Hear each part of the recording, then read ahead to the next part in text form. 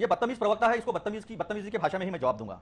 ये वो गद्दार पार्टी का प्रवक्ता है जिस गद्दार पार्टी ने कारगिल के शहीदों के ताबूतों में भी भ्रष्टाचार किया है। इन्होंने समन को दिया जा चुका है और 3 बार समन अरविंद केजरीवाल को दिया जा चुका है। चुनाव 3 महीने दूर है, तो ये एक गंभीर सवाल खड़ा कर देता है कि आखिर एनफोर्समेंट डायरेक्टरेट इतनी इस स्थिति में कैसी है।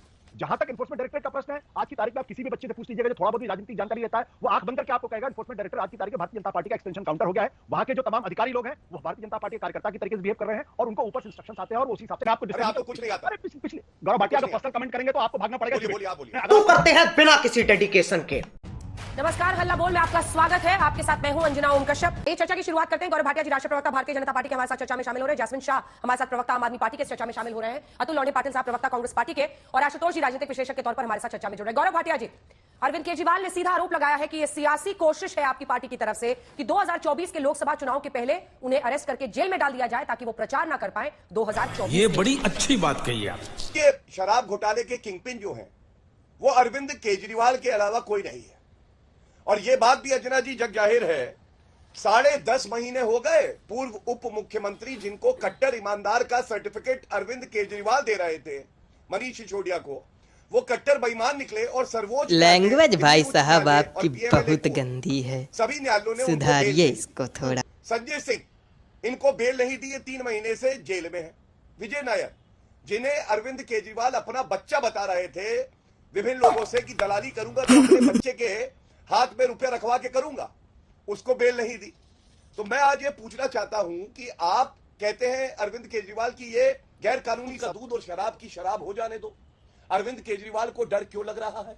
अगर चोरी नहीं करी ईडी के समक्ष जाएं, सारी बात रख दें और लौट आए। अब ये कौन सा बहाना है कि विपासना योग कर रहा हूं, कभी कहते हैं असेंबली के चुनाव लड़ने जा रहा हूं, वहां स्टार कैंपेनर बने थे, नोटा से कम वोट आए। अब बता रहे राज्यसभा चुनाव में मैं व्यस्त हूं और लोकसभा चुनाव के लिए मुझे रोका जा रहा है। अंजना जी एक बात बताइए, लोकसभा चुनाव तो गेम बजाना पड़े। दो टिप्पणी भाजपा पे करना चाहूंगा। इन्होंने बहुत सारी चीजें आम आदमी पार्टी के ऊपर कही, लेकिन मैं पहले कह दूं कि आज देश में भाजपा से बड़ी भ्रष्टाचारी और बेशर्म पार्टी नहीं है। ये मैं क्यों कह रहा हूं?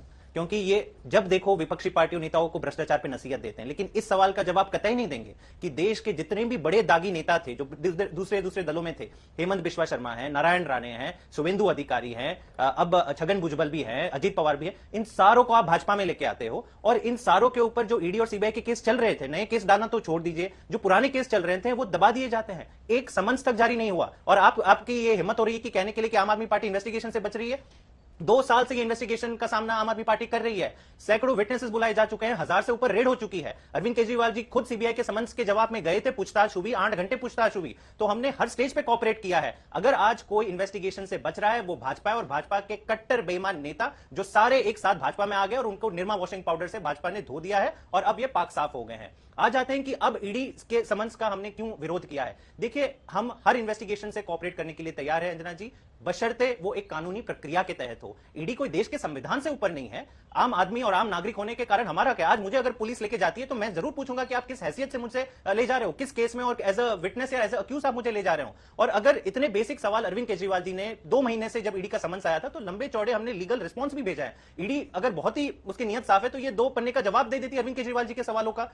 पूरी तरह से चुप है। इनका मकसद यह है कि बस 2 साल की इन्वेस्टिगेशन में कभी अरविंद केजरीवाल जी याद नहीं आए। अब लोकसभा के चुनाव सर पे है, पता है उन्हें कि पंजाब और दिल्ली में ये बुरी तरह से हार रहे हैं। अगर अरविंद केजरीवाल जी प्रचार करे तो डालिए इनको जेल के अंदर और फिर विपक्ष मुक्त भारत में लोकसभा चुनाव हो। और यही इनका कारण मेरे ख्याल से आज देश के सामने ये सच उजागर हो रहा है। ये बड़ी अच्छी बात कही आप। है 2 साल से कथित शराब घोटाले की इन्वेस्टिगेशन चल रही है अंजना जी, 1 रुपए तक का सबूत नहीं मिला। मुझे नहीं लगता भारत के इतिहास में ऐसा कोई भी केस होगा जहां पे हजारों रेड हो चुकी है, 1 नए रुपए का सबूत नहीं मिलता है, कोई पुख्ता रिकवरी कोई कहीं होती नहीं है। लेकिन आप एक के बाद एक सारे नेताओं को जेल में डालना शुरू कर देते हो। ये मेरे ख्याल से आज देश को समझना चाहिए कि जिस तरह आप कह रहे हैं कि ईडी बंद, ये पिंजरे में बंद तोता था पहले, अरे आज तोता बाहर निकल गया, लेकिन आंख आपने एक बंद कर दी है तोते की। सत्ता पक्ष में जितने भी दागी नेता हैं उनको तोता देखता ही नहीं है। केवल और केवल विपक्ष को प्रताड़ित करने के लिए आपने ईडी और सीबीआई का काम कर दिया है। और आज ही मेरे ख्याल से देश का बच्चा जान चुका है। एक बार अतुल लौंडे पाटिल बोले, फिर मैं आ रही हूं आपके पास। गौरव भाटिया जी, अतुल लौंडे पाटिल जी, एक समन्स तक आपको जारी अरविंद केजरीवाल जी, हिम्मत नहीं है जी, छगन भुजबल पे आप एक समन्स जारी करके दिखाइए, हेमंत बिश्वा शर्मा पे एक समन्स जारी करके दिखाइए, तब आप मानेंगे कि आप भ्रष्टाचार से लड़ने के लिए आप में हिम्मत है। ठीक है, इसका जवाब मैं उनसे लूंगी, लेकिन उससे पहले अतुल लौंडे पाटिल साहब, कांग्रेस पार्टी का क्या स्टैंड है इस पर? क्योंकि आपकी दिल्ली इकाई तो अरविंद केजरीवाल के खिलाफ बोल रही है कि उन्हें जांच के लिए जाना चाहिए, पेश होना चाहिए, लेकिन पार्टी, नेशनल पार्टी क्या सोच रही है इस पर? ईडी का इस्तेमाल कर रही है सरकार? देखिए अंजना जी, कुछ सवाल मैं आज खड़े करना चाहता हूं आपके इस शो के माध्यम से। भारत की जनता के सामने कुछ सवाल जरूर खड़ा करना चाहूंगा, क्योंकि तोते की बात निकली है और तोते में इस सरकार की जान है। पहले तोता पिंजरा में था नहीं था वो बात नहीं है, लेकिन तोते में इस सरकार की जान है। वो कैसे मैं बताता हूं। कंट्रोलर एंड ऑडिटर जनरल ये संस्था सरकार के तहत काम करती है। ऑटोनॉमी वगैरह छोड़ दो, अभी वो खत्म हो गया सब। उसने कहा है भारतमाला प्रोजेक्ट की बिडिंग प्रक्रिया में फर्जीवाड़ा कर 100% का घोटाला हुआ है। 18 करोड़ किलोमीटर के रोड पे 250 करोड़ जो है वो खर्चा किया गया है।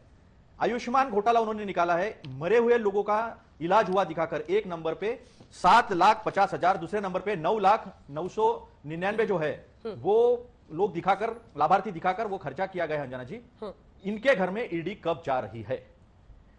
जो टोल है वो टोल में भी करोड़ों रुपए का घोटाला हुआ है, लोगों से पैसा छीना है। उस कॉन्ट्रैक्टर के घर पे ईडी कब जाने वाली है? ये सवाल का जवाब भाजपा ने न तब नहीं दिया था, बल्कि जिन लोगों ने ये ऑडिट लिखा, परफॉर्मेंस ऑडिट जिन्होंने लिखा, प्रिंसिपल ऑडिटर होते हैं इंफ्रास्ट्रक्चर के, पीएसयूज के, तो वो 3 लोगों का ट्रांसफर हो गया। मुर्मू जी जो है इन्हीं के है, गुजरात कैडर से आए थे, फिर लेफ्टिनेंट जनरल थे, फिर उन्हें कैग बनाया गया। उनके निगरानी में ये रिपोर्ट बना है। और इसमें गडकरी ने झूठ बोला था कि नहीं उन्होंने रिपोर्ट समझा नहीं है। पहला एक रिपोर्ट बनता है, रिकंसिलिएशन का मीटिंग उस डिपार्टमेंट के साथ होता है। रिकंसिलिएशन में ये सवाल खड़े किए जाते हैं, जवाब मांगे जाते हैं, और जब रिकंसिलिएशन नहीं होता, जब सवाल के जवाब के सवाल नहीं मिलते, सवाल का जवाब नहीं मिलता है, तो फिर वो रिपोर्ट में फाइनली आता है। तो इसके यहाँ ईडी कब जाने वाली है? ठीक है, लेकिन मेरे प्रश्न का जवाब आपने नहीं दिया। नहीं, कभी क्या, मैं तो रोज ही आता हूं ना, कभी क्या देखना है? जवाब दो ना, ईडी कब जाने वाली है? मैं जवाब लूंगी इसका, मैं जवाब लूंगी। कांग्रेस पार्टी कहां खड़ी है अरविंद केजरीवाल के मामले में? देखिए, एक बात है, अगर घोटाला हुआ है तो उसकी न्यायिक जांच होनी चाहिए, उसकी लीगैलिटी फॉलो करना चाहिए। केवल विपक्ष को खत्म करने के लिए अगर कार्रवाई होती होगी तो फिर वो घोटाले की जांच नहीं है। आप इंस्टीट्यूशंस का इस्तेमाल करते हो और इस्तेमाल कर विपक्ष को खत्म करने की कोशिश करते हो। भारत के 70 साल के इतिहास में अंजना जी, आपके सामने ये सवाल जरूर खड़ा करूंगा, सारे विपक्ष को बाहर कर इतने महत्वपूर्ण बिलों को पास कर दिया गया है जो रोका भी जा सकता था, जिसपे चर्चा होनी जरूरी थी, लोगों के सामने सच क्या है, गलत क्या है, इसका विचार विनिमय न कर इस तरह से बिल पास किए गए। और फिर ड्राइवरों ने हड़ताल की और एक दिन में कहना पड़ा कि हमने इसका भी नोटिफिकेशन निकाला नहीं है। गौरव जी जवाब दीजिए। एक तो वो पूछ रहे हैं कैग रिपोर्ट पर जो प्रोजेक्टेड खर्च था और जो अल्टीमेट खर्च हुआ उसमें भ्रष्टाचार के गंभीर आरोप में आपकी ईडी कब कार्रवाई करेगी? और पूछ रहे हैं जैस्मिन शाह, इसका भी जवाब दे। छगन भुजबल, अजित पवार, ये तमाम ऐसे लोग थे ना जिन पर आप लोग भ्रष्टाचार के आरोप लगाते थे भाई सुबह से शाम तक, उन पर कोई कार्रवाई क्यों नहीं? क्योंकि बीजेपी में आ गए तो गंगा नहा ली। भ्रष्टाचारी मरते हैं तब एक कांग्रेसी पैदा होता है। और आपको मालूम है कि कांग्रेसी क्या है? भ्रष्टाचार खुद अगर राहुल गांधी और सोनिया गांधी को, रॉबर्ट वाड्रा को देख लेता है तो उनके पैर छूता है। क्योंकि भ्रष्टाचार की जननी कोई है भारत में तो वो कांग्रेस पार्टी है। मैं आपको कुछ तथ्य दिखाता हूं।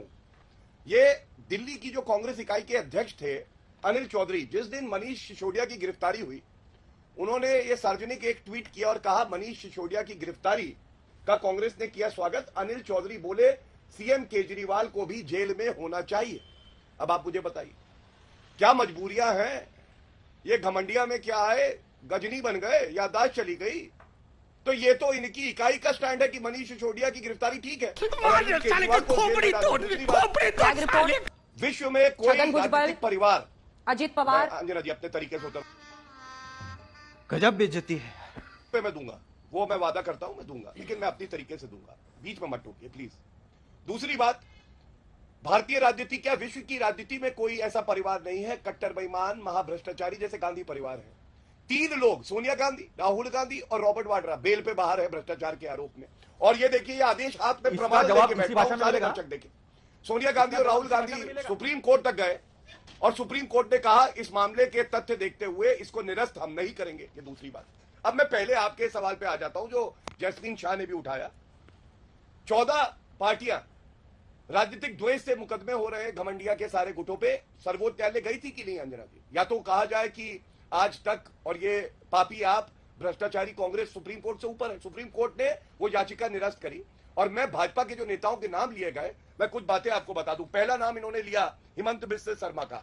हिमंत बिस्व शर्मा आरोपी नहीं है और वो गवाह है और कोर्ट से गवाह बने। और ये ट्वीट उनका है, उन्होंने कहा मैं मानहानि का केस करूंगा और उन्होंने मानहानि के केस किए भी हैं इस तरह के अनर्गल बयान देने के। दूसरी बात, मुकुल रॉय, याद करिए भारतीय जनता पार्टी में आए थे ना, उसके बाद भी जो उनपे केस चल रहा था सीबीआई का वो चलता रहा और 2021 में उनपे चार्जशीट फाइल हुई। आपको मालूम है मुकुल रॉय आज कहां है? घमंडिया के भ्रष्टाचारी साथी जो टीएमसी है उसमें, आज वो साफ है या भ्रष्टाचारी है? तीसरा, शुभेंदु अधिकारी, ये भी चार्जशीटेड है मई 2021 में सीबीआई द्वारा, और ये भाजपा में थे तब। आज सवाल ये पूछा जाएगा, क्या सीबीआई दबाव में केस बंद कर रही है या नहीं करी? केस तो चल रहे हैं और चार्जशीट भी है। जब चार्जशीट दाखिल हो जाती है अंजना जी, तो न्यायालय उसके बाद तय करता है ट्रायल कैसे चलेगा। ये जानकारी इन लोगों को नहीं है, क्योंकि ये विधि अरेस्ट तो नहीं हो रहे ना, चार्जशीट से क्या होगा? मैं एक बात और, वाह दीदी, वाह दीदी। अरेस्ट तो नहीं किए जा रहे ना, कोई नेता अरेस्ट हुआ हो बीजेपी का, हमने मिस कर दिया हो तो बता दीजिए। एक बार पूछताछ नहीं हुई, इसके बाद आशुतोष जी आ रही हूँ, एक बार पूछताछ के लिए नहीं बुलाया। गौरव जी जवाब दे दें, गौरव जी से जवाब। हाँ। नहीं, मुझे इसका जवाब देना है अंजना जी। अच्छा आ रही हूँ पाटिल साहब, आ रही हूँ। देखिए, गौरव भटिया ने आशुतोष जी एक प्रश्न मैं आपसे पूछना आ रही हूँ, आप दोनों का जवाब लूंगी। एक बार आशुतोष जी को शामिल तो कर लेने दीजिए, वो इंतजार कर रहे हैं। आशुतोष जी, प्रश्न ये है कि मैसेजिंग कैसी है ये? मैं ईडी के सवालों का जवाब देने नहीं जाऊंगा, मैं पेशी में जवाब देने नहीं जाऊंगा, मुझे ईडी लिस्ट भेजे सवालों का, मुझे ईडी बताए ईडी के समन में ही तकनीकी खराबी है। क्या ये मैसेजिंग सही है एक ऐसे व्यक्ति के लिए जिसने भ्रष्टाचार के अनेकों आरोप अनेकों नेताओं पर लगाए? आज जब ऐसे ही आरोप उन पर लग रहे हैं तो कानूनी प्रक्रिया से ही तो पाक साफ होकर निकला जा सकता है, या फिर वाकई इसमें साजिश है? देखिए अंजना, आपके सवाल के दो पहलू हैं। पहला पहलू तो यह है कि क्या अरविंद केजरीवाल को समन्स का सम्मान करना चाहिए या नहीं करना चाहिए, और दूसरा जो इन्फोर्समेंट डायरेक्टरेट नाम की एजेंसी है वो किस तरीके से काम कर रही है। जहां तक मेरा अपना मानना है कि अरविंद केजरीवाल को पहले समन में ही ईडी के सामने पेश हो जाना चाहिए था और वहां जाके जो भी पक्ष हो अपना पक्ष रखना चाहिए था, और अगर ईडी को गिरफ्तार करती है तो सहज तौर पर अपनी गिरफ्तारी भी देनी चाहिए थी, क्योंकि अरविंद केजरीवाल जब ईडी के समन्स का सम्मान नहीं करते हैं तो उनका पास्ट उनको आके हॉन्ट करता है, क्योंकि उन्होंने ही वो सारी शर्तें वो सारी पैरामीटर्स तय किए थे। और आज की तारीख में ये इंप्रेशन राजनीतिक तौर पर गलत जाता है कि आप जांच से भाग रहे हैं। ये आम आदमी पार्टी के लिए बिल्कुल ठीक नहीं है, कांग्रेस और दूसरी पॉलिटिकल पार्टीज के लिए होता तो बात बिल्कुल अलग होती। अब इसका दूसरा पहलू है, दूसरा पहलू इस बात को लेकर ये कि बड़ी बिजार स्थिति है आज की तारीख में, देश के दो मुख्यमंत्रियों के ऊपर गिरफ्तारी की तलवार लटक रही है। झारखंड के मुख्यमंत्री हेमंत सोरेन 7 बार समन उनको दिया जा चुका है और 3 बार समन अरविंद केजरीवाल को दिया जा चुका है। चुनाव 3 महीने दूर है, तो ये एक गंभीर सवाल खड़ा कर देता है कि आखिर एनफोर्समेंट डायरेक्टरेट इतनी इस स्थिति में कैसी है। जहां तक एनफोर्समेंट डायरेक्टरेट का प्रश्न है, आज की तारीख में आप किसी भी बच्चे से पूछ लीजिएगा जो थोड़ा बहुत भी राजनीतिक जानकारी रहता है, वो आंख बंद करके आपको कहेगा एनफोर्समेंट डायरेक्टर आज की तारीख में भारतीय जनता पार्टी का एक्सटेंशन काउंटर हो गया है। वहां के जो तमाम अधिकारी लोग हैं वो भारतीय जनता पार्टी के कार्यकर्ता की तरीके से बिहेव कर रहे हैं और उनको ऊपर से इंस्ट्रक्शंस आते हैं और वो उसी हिसाब से काम करते हैं। इसमें किसी तरीके से बिना लाग लपेट के कहने मुझे किसी तरीके की कोई दिक्कत नहीं। ऐसा हो ही नहीं सकता कि 95% केसेस जो हैं वो सिर्फ और सिर्फ विपक्षी नेताओं के हैं। जैसे जैसे चुनाव नजदीक आते हैं, विधानसभा के चुनाव नजदीक आए, तो आपने देखा कि अशोक गहलोत के बेटे को बुलाया जा रहा है, वहां कांग्रेस पार्टी के जो प्रेसिडेंट है डोटासरा उनको बुलाया जा रहा है। आप जब छत्तीसगढ़ में चुनाव होते हैं तो वहां महादेव ऐप की बात हो जाती है और फिर जो वहां के मुख्यमंत्री करीबी को बुलाया जाता है। ये महज इत्तेफाक की बात नहीं है। और तो और महाराष्ट्र के चुनाव हो रहे थे, प्रफुल्ल पटेल को बुलाया जा रहा था, शरद पवार को सम्मान दिए जा रहे थे। कश्मीर के चुनाव होते हैं तो सारे नेताओं के पास हो जाते हैं। ये इत्तेफाक नहीं है, ये बिल्कुल विच हंटिंग का केस है और ये पूरी की पूरी निर्लज्जता के साथ इसका पालन किया जा रहा है। ठीक है, गौरव भाटिया जी जवाब दीजिए। देखिए, बहुत दुख के साथ एक बात कहता हूं, बहुत ही वरिष्ठ पत्रकार रहे हैं, अब तो राजनीतिक विश्लेषक लिखवाते हैं, लेकिन मुझे निष्पक्ष नहीं लग रहे। सुप्रीम कोर्ट पे कह रहे हैं विच हंट हो रही है। सुप्रीम कोर्ट के जजेस ने मनीष सिसोदिया की जो बेल रिजेक्ट करी है, समय कम है वरना मैं पढ़ देता। उन्होंने बात करी मनी ट्रेल की, उन्होंने बात करी 350 करोड़ रुपए का घाटा वित्त कोष को हुआ है, और यहां बैठ के विच हंट की बात कर रहे हैं। भजन लाल का एक केस है, आशुतोष जी पढ़ते लिखते हैं आप कभी कभी, थोड़ा पढ़िएगा। राजनीतिक द्वेष से अगर कोई मामला होता है ना तो आप न्यायालय जाके उसको निरस्त करा सकते हैं। आप जैसा पत्रकार जो कहता है अपने आप को, कम से कम ये बात यहां रखता कि भाई कोर्ट क्यों नहीं जाते अरविंद केजरीवाल, मनीष सिसोदिया, संजय सिंह, विजय नायर को बेल क्यों नहीं मिल रही, ये सवाल बड़ा है। दूसरी बात, जब ये कहते हैं अंजना जी चुनाव पास है, तो क्या आप कहना ये चाह रहे हैं कि चुनाव पास हो तो ईडी जो है वो अपना काम ना करे, सीबीआई अपना काम ना करे? आप ये बताइए, 2 महीने पहले आया था समन अरविंद केजरीवाल को, चले जाते तभी तो लोकसभा चुनाव तो तब 7 महीने दूर थे। जब आपने 2 बार समन का पालन नहीं किया, अब तो आपको कोई हक नहीं है आप ये कहे कि ये वाले चुनाव पास है। और दूसरी बात, एक और बात आपको विधिक बताऊं अंजना जी, ये जो बार बार अरविंद केजरीवाल आके रोना गाना करते हैं कि मैं सीबीआई के सामने गया, ईडी में एक प्रेडिकेट ऑफेंस होता है अगर किसी भी और कानून में है और ईडी के शेड्यूल में है कानून में, मनी लॉन्ड्रिंग में, तो आप एक और जो है ईसीआईआर दर्ज करते हैं, एक और मामला दर्ज करते हैं। ये कोई व्यक्ति आरोपी हो, दोषी हो, या कोई व्यक्ति जो गवाह भी हो नहीं कह सकता कि मैं सीबीआई के सामने गया था इसलिए मैं ईडी के सामने नहीं आऊंगा। इतनी जानकारी नहीं है इस मुख्यमंत्री को, जिसको संविधान पढ़ना चाहिए। और अंत करूंगा एक बात कह के, एक शेर आपने सुना होगा जिसमें कहा जाता है पत्ता पत्ता बूटा बूटा, पत्ता पत्ता बूटा बूटा, हाल हमारा जाने है, जाने न जाने गुल ही न जाने, बात न जाने। ऐसे ही आज लोग कह रहे हैं, क्योंकि बच्चों की बात आई, बच्चा बच्चा भ्रष्टाचार तुम्हारा जाने है, जाने न जाने केजरीवाल ही न जाने, भारत तो सारा जाने। भारत जानता है कि केजरीवाल से बड़ा कट्टर बेईमान, भ्रष्टाचारी, पापी कोई है, पैदा जवाब नहीं सुनिए, हुआ है जवाब। और इसीलिए उसको जैस्मिन न्यायालय से उनके पार्टी के जो नेता है बेल ठीक है, आशुतोष को एक पॉइंट, आशुतोष जी अपना पॉइंट जल्दी से बोलिए।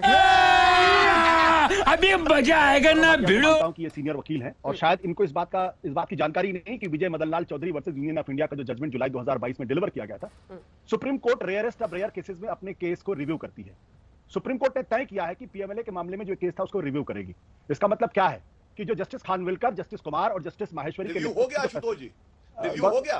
गौरव भाटिया, मैं तो ये नहीं कह रहा हूं हाल हमारा जाने नहीं, मैंने आपको आपको कुछ नहीं आता। अरे पिछले गौरव भाटिया अगर पर्सनल कमेंट करेंगे तो आपको भागना पड़ेगा। बोलिए आप बोलिए। अगर आप पर्सनल कमेंट करें इस डिबेट से भागना पड़ेगा। ठीक है, बात आप आपस में बात मत कीजिए, प्लीज मुझे एड्रेस कीजिए, प्लीज मुझे एड्रेस कीजिए। गौरव जी आप भी प्लीज बीच में मत बोलिए, आवाज नीचे प्लीज।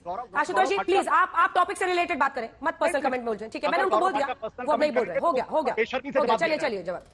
बेशर्मी से जवाब दिया। आशुतोष जी अपनी बात पूरी करें दलील के साथ। हाँ, तो गौरव भाटिया को शायद कानून की जानकारी इस बात की होगी क्योंकि वो वरिष्ठ वकील है। Supreme court rarest of the rare case में अपने केस को का रिव्यू करती है, ये रिव्यू कर रही। ये इस बात का अपने आप में संज्ञान है कि कहीं ना कहीं सुप्रीम कोर्ट के इस जजमेंट में कुछ गड़बड़ी हुई है और ये इस गड़बड़ी की वजह से सुप्रीम कोर्ट उसकी रिव्यू कर रहा है। गौरव भाटिया उसको नहीं जानना चाहते, गौरव भाटिया की बात है, सुप्रीम कोर्ट के सीनियर वकील है। अब ये मैं उत्तर दे देता हूं। नहीं आशुतोष जी ने अच्छी बात कही, मैं छोटा सा जवाब जल्दी से। आशुतोष जी ये आपके लिए भी है ज्ञानवर्धन, या आपका भी ज्ञानवर्धन करेगा। आपने मदन लाल चौधरी का जो केस कहा है, रिव्यू कम होता है, ये बात बिल्कुल सत्य है, लेकिन रिव्यू होने के बाद अगर सेट असाइड होता है ना जब जजमेंट, तब वो देश का कानून नहीं रहता है और जो नया जजमेंट आता है रिव्यू में वो कानून हो जाता है। और अभी जो आप कह रहे हैं वहां सेट असाइड नहीं किया गया है जजमेंट को, इसलिए कानून तो वही रहेगा जो पहले जजमेंट आया था। दूसरी बात आपको बता दूं, एक रिव्यू और है। जब सीबीआई का दुरुपयोग हुआ था चुनाव के दौरान, मुलायम सिंह यादव और मायावती दोनों पे सीबीआई की जांच हुई थी और आपको मालूम है रिव्यू पिटीशन में ही सुप्रीम कोर्ट ने सीबीआई की जो जांच थी उसको रद्द किया था डिंपल यादव पे और प्रतीक यादव पे। ये जानकारी इसलिए दे रहा हूं कि दुरुपयोग तब होता था जब पिंजरे का तोता बनाया हुआ था। इधर चुनौती देता हूं, 10 साल में एक निर्णय बताइए जहां सर्वोच्च न्यायालय या उच्च न्यायालय ने कहा हो कि मोदी जी की सरकार दुरुपयोग कर रही है जांच एजेंसियों का। चुनौती है मेरी आशुतोष जी आपसे। गौरव भाटिया जी समाजवादी पार्टी में थे, समाजवादी पार्टी में तो समाजवादी पार्टी के प्रवक्ता के तौर पर मेरे होने नहीं होने से कोई फर्क नहीं पड़ता है, ये तर्क नहीं है, समाजवादी पार्टी में थे। आप कहां थे, मैं फिर याद दिलाऊं, आप पत्रकार होके अपना टिकट मांग रहे थे, आप पत्रकार होकर दलाली कर रहे थे, मैं याद दिलाता हूं। अच्छा ठीक है, हो गया। जब आप पत्रकार थे तो दलाली करके टिकट मांग रहे थे, मैं याद दिलाऊं आपको। बड़ा दलाल कौन है? चलिए ठीक है, चलिए अब हो गया, ये आवाज दोनों की काटिए, दोनों की आवाज काट दीजिए। वापस टॉपिक पर आते हैं। जैस्मिन शाह साहब, इल्लीगल लिकर स्कैम, उसका सच सामने क्यों ना आए? क्यों ना सच सामने आए? क्यों ना जांच की प्रक्रिया से गुजर कर सच सामने आए? इल्लीगल माइनिंग स्कैम, ये सच्चाई है। 100 करोड़ के आसपास रिकवरी का दावा है झारखंड से ईडी का। चाहे वो लिकर स्कैम हो, आप बार बार कहते हैं रिकवरी नहीं हुई है, लेकिन कुछ तो बात होगी जिसकी वजह से आउटराइट कोर्ट बेल डिनाई कर रहा है। अरे कानून की प्रक्रिया का पालन करके आगे बढ़ने में क्या दिक्कत है, ये समझाइए ना। अंजना जी, मुझे हंसी आ रही है कि जिस केस के ऊपर, ये कथित शराब घोटाले के ऊपर 2 साल से जांच चल रही है, तमाम आम आदमी पार्टी के मंत्री और नेतागण अपीयर हो चुके हैं, 1000 से ज्यादा रेड हो चुकी है, कुछ 50,000 पन्नों से ज्यादा चार्जशीटें फाइल हो चुकी है, और आप यहां पे कह रही हैं कि जांच नहीं होने दे रहे हम।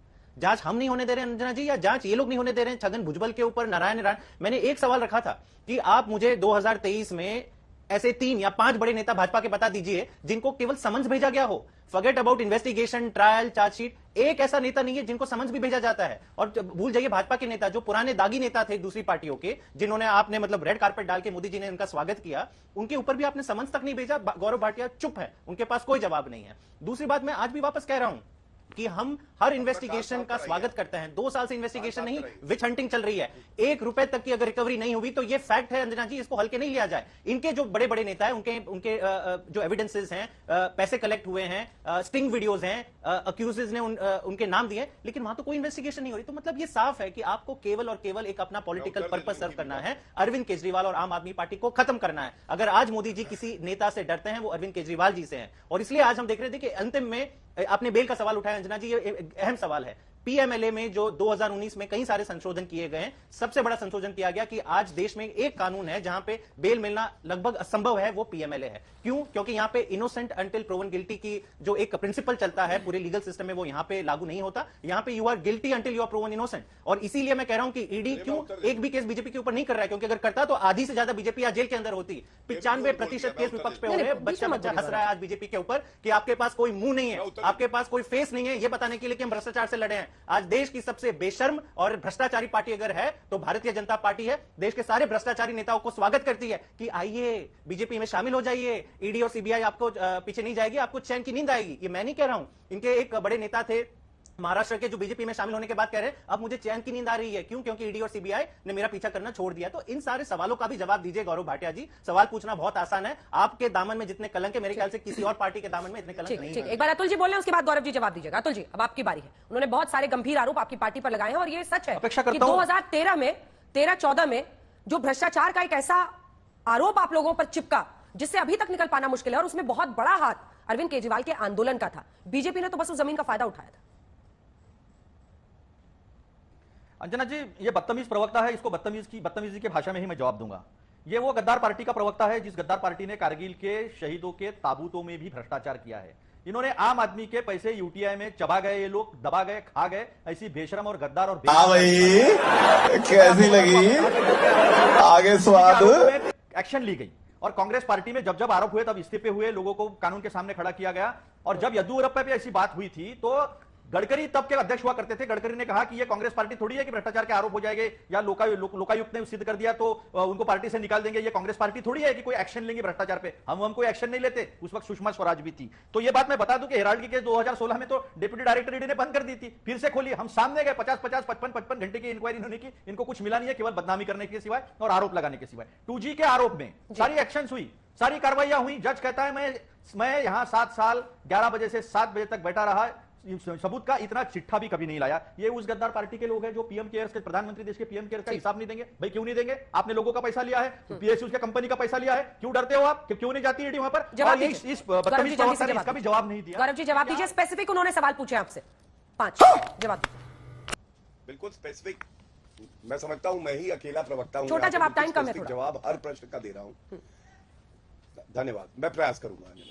सबसे पहले कहा बेल नहीं होती है। आपको मालूम है, देखिए सुप्रीम कोर्ट का एक मैं ऑर्डर लेके बैठा हूं, पीएमएलए में बेल हुई है, लेकिन भ्रष्टाचारी कौन है? पी चिदम्बरम, कांग्रेस पार्टी के, बेल हुई है। और ऐसे तमाम मुकदमे हैं, मैं पूरी लिस्ट गिनवा देता बट क्योंकि समय कम है इसलिए नहीं गिनवा रहा। जैसे अरविंद केजरीवाल हैं भ्रष्टाचारी, उनके वकील भी लग रहा है ठीक सलाह नहीं दे रहे। वो भी चाहते हैं अरविंद केजरीवाल अंदर जाएं, वरना न्यायालय जाते और निरस्त कराते। दूसरी बात, सुप्रीम कोर्ट ने मनीष सिसोदिया की बेल रिजेक्ट करते हुए क्या कहा? इन्होंने कहा 1 रुपया नहीं मिला। अरे आजकल टेक्नोलॉजी का जमाना है, लेकिन सुप्रीम कोर्ट ने यह कहा कि रुपया कहा गया। 7% जो कमीशन बढ़ाई है एक्सेस, 338 करोड़ रुपए का लगता है कि प्रथम दृष्टया स्कैम हुआ है। लेकिन ईडी को बताना तो होगा ही कि आखिर वो पैसा कहां गया। बहरहाल यहीं पर हमें बहस का अंत करना पड़ेगा, इसलिए मैं रोक रही हूं।